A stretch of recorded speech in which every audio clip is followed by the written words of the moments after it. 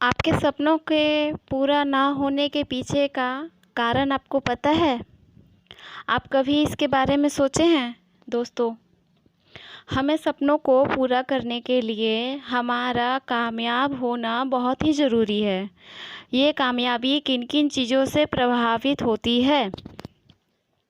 अगर हम इस पर गौर करें तो एक बहुत बड़ा फैक्ट आता है आलस्य, मतलब लेज़ीनेस। हम अक्सर देखते हैं कि ज़्यादातर लोग अपने काम को टालते रहते हैं। इससे ना वो परेशान होते हैं, बल्कि ज़्यादा दिन तक आलस में रहने पर वो काम की वजह से मेंटली अनस्टेबल हो जाते हैं और उनका जो वो काम होता है वो ब्रेक लग जाता है उस काम में, और वो उस काम को फिर दोबारा नहीं कर पाते हैं। चाहते हैं बहुत कोशिश करना उस काम को, लेकिन वो उस काम को नहीं कर पाते हैं। तो चाणक्य कहते हैं कि आलसी व्यक्ति का ना तो वर्तमान होता है और ना ही भविष्य होता है। स्वामी विवेकानंद जी का भी यही कहना है कि जब आप व्यस्त होते हैं तब सब कुछ आसान होता है, लेकिन जब आप आलसी होते हैं तो कुछ भी सही नहीं होता है।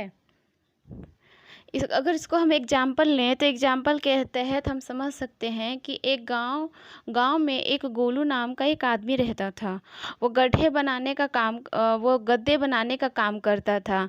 रुई के गद्दे बनाकर आसपास के गांव में बेचा करता था। आप जानते हैं अच्छे से कि गद्दे बनाने से पहले रुई की धुनाई की जाती है, लेकिन गोलू बार बार रुई का ढेर को देखकर आलस करता रहता था। वो काम से भागने लगा था। उसकी कमाई भी बहुत ही सीमित हो चुकी थी, मतलब बहुत कम हो चुकी थी। एक बार वह अपनी प्रॉब्लम को लेकर महात्मा के पास गया। महात्मा जी ने उनकी बातों को सुना और फिर उसको सॉल्यूशन बताया, सुझाव दिया कि बस तुम इतना करो कि हर सुबह एक निश्चित समय पर काम की शुरुआत किया करो और उस काम को केवल 1 घंटे तक ही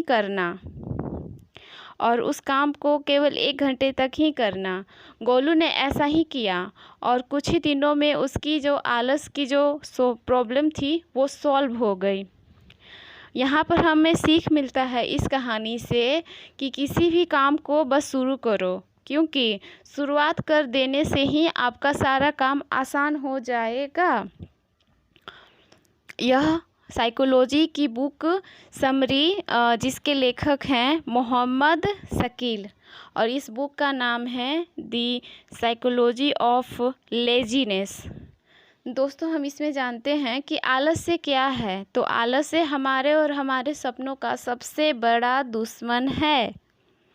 कोई भी यह नहीं चाहता है कि वो बैठा रहे और कोई काम ना करे, लेकिन यह आलस्य से वो एक कंफर्ट जोन में चला जाता है, जहाँ से निकल पाना उसके लिए मुश्किल हो जाता है। आप में से बहुत से ऐसे लोग होंगे जो आलस्य की वजह से अपना काम टालते रहते होंगे, क्योंकि आप उस काम को मना नहीं, तो आप एक बहाना लगा देते हो कि मैं इस काम को बाद में कर लूँगी या फिर बाद में कर लूँगा, लेकिन हमसे होता नहीं है। आप काम को टालते रह जाते हैं और एक दिन बहुत ज़्यादा लेट हो जाता है। आलस्य की वजह से ना तो आप अच्छे से पढ़ाई कर पाते हैं, ना ही कोई अच्छा सा काम कर पाते हैं।